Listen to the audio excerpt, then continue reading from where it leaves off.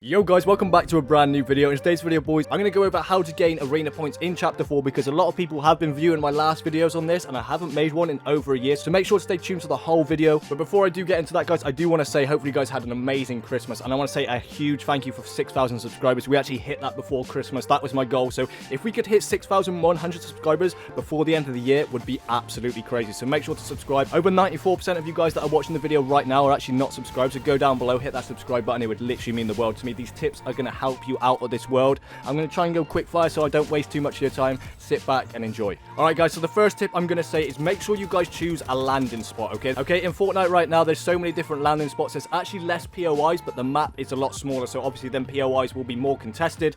And then when you have chose your POI, make sure you choose that POI on how your playstyle is. You don't want to be landing at a really popular place if you're not really a fighter, you're not good at off-spawn fights or anything like that. You want to be landing at a place that is quite quiet, maybe 1 or 2 people, and then you want to master that landing spot, okay? You want to make sure that you are the first at that drop. You want to make sure you go and check out where all the chests are, where all the weapons are, where the floor loot is, so you have the best chance. As soon as you land, you know where everything is, you know where the chests are, you know where the chests are, you know where the people are going to be, and that way you guys have maximized that landing spot for you. And like I said, you want to make sure that you guys have just mastered the landing spot. Make sure you're the first person to drop there. You know each route off the bus drop. That way you're minimizing the RNG, so you have the best chance of getting that drop right there. And obviously you know where all the chests are, the super chests and stuff like that. So that is the first one. Choose a landing spot, master the landing spot, and check out where the chests are.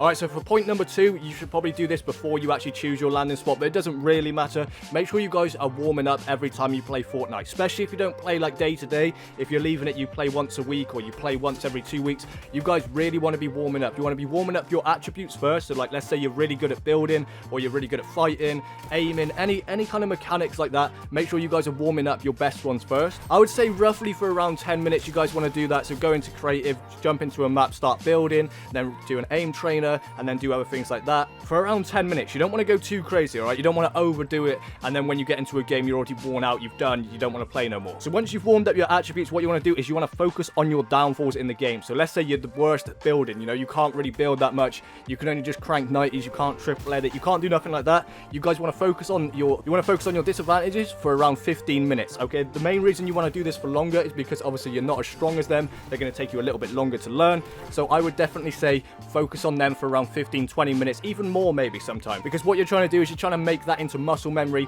where it kind of just is like your attributes at the end of the day. And I promise you, if you do this every single day or every time you hop on, in a week, in a 2 weeks time, you guys won't have them disadvantages no more. You guys will be able to find some more disadvantages, and eventually you'll be a well-rounded player. Alright, so moving on to point number 3, guys. You want to realize what division you guys are in, alright? So let's say if you're an open league, you know that it doesn't take no bus fare, but you might as well W key every single game because you literally have nothing to lose. Obviously, if you're in contenders league, that's when you start taking a bit more bus fare. I think it starts off on around 30, so you guys want to do the maths and work out how are you going to get them 30 points back. Are you either going to wait for placement? Are you going to wait to like top 25 and you get all your placement back? Or are you a better fighter, so you go down, you get a couple kills? Because I think they're around 15 points in contenders division.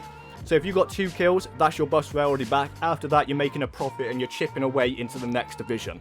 But yeah, like I said, then you can start making a plan. If you guys want to do half placement, you want to get a few kills and stuff like that, because this is where most people go wrong. They realize that the bus fare's 40 and they try and camp it out to like top 25 or top 20, and then as soon as they try and take a kill, it's game over. So I think the best way to do it is actually the best of both, where you get a couple of kills, you wait for a little bit of placement. That way you guys are playing smart and you're also warming up as well, because if you go throughout the whole game just camping, which is totally fine, I just don't feel like you're going to be warmed up or confident enough to go and take fights towards the end game, because 9 times out of 10, the less people that are in the zone are the better players in the game. So let's say there's 25 people left, 75 of them players were the worst players, they're already dead. So you might as well kind of W key a little bit and then play for placement as well. So yeah, just going over that again, point number 3 is just realize a strategy on how you're going to get them points, and also how you're going to make the bus fare back, because that is the most important thing. Obviously the bus fare is a lot more this season, and obviously last season and stuff like that, they did change it around a chapter ago or something. So you guys just want to make a little strategy on how you're going to get them points back. So moving on to point number 4, you guys want to realize what the best mode for you is to play. So point number 4 is realizing the best mode for you. Obviously trios and duos is better than solos,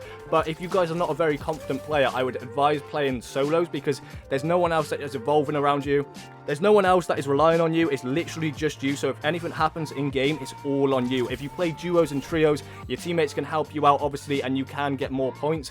But if you guys are looking for that self-progression and stuff like that, I definitely would advise playing solos. But like I said, trios is probably the best for points because obviously you have all the kills. Yes, you take a little bit more bus fare, but there is 3 of you getting them points back, and you're more likely to win because there is 3 of you.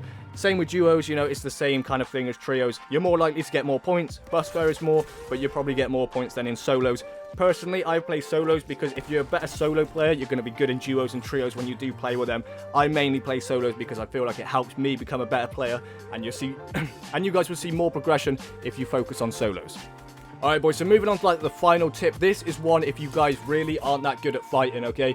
All you want to do is kind of just camp the whole game out. If you just want to get to champs or you just want to get to contenders or something so you guys can play in the cash cups, the best thing to do is just literally land on the outskirts of the map. Land on the outskirts of the map, not even a named POI, loot up, do stuff like that. And if you find anyone on the outskirts of the map, guys, this is just a little tip for you. They're normally not the most confident players. They're normally players like you. If you're landing on the outskirts of the map, they're normally players that are kind of just trying to get to placement. So they're the people that you want to push because you're not actually going to get, because you're not going to get third parted because everyone else is in like center zone or they're in different POIs.